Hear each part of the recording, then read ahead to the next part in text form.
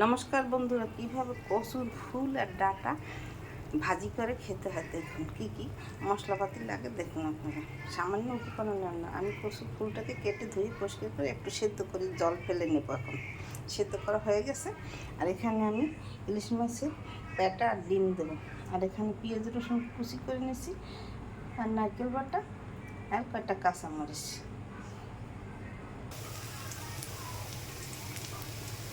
এখানে 1 টেবিল চামচ তেল দিয়ে পেঁয়াজ রসুন ভাজা দিয়ে দিয়েছি।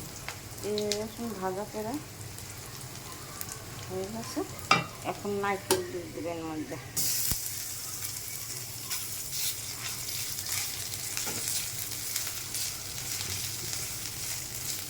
নারকেল দেওয়ার পর আমি কচুর ফুল দিয়ে দেবো একটু পরে।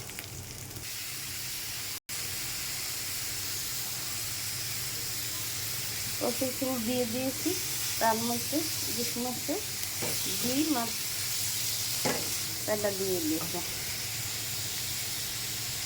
এখন একটু হলুদ দিয়ে দেবেন।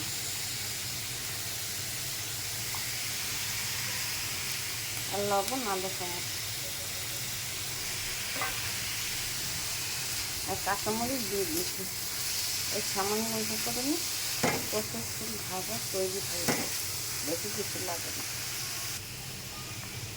আমার কচুর ফুল ভাজা তৈরি হয়ে গেছে। এইভাবে আপনারা ভেজে খেয়ে দেখবেন, খেতে খুব সুস্বাদু লাগবে।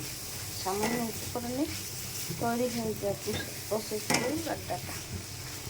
দেখুন দেখতে কত সুন্দর হয়েছে, খেতে খুব দুর্দান্ত টেস্টি হয়। এইভাবে আপনারা ভেজে খেয়ে দেখবেন, খেতে সুস্বাদু লাগবে। আমার চ্যানেলটিতে লাগবে, আমি শেয়ার করে পাশে থাকবেন। ধন্যবাদ।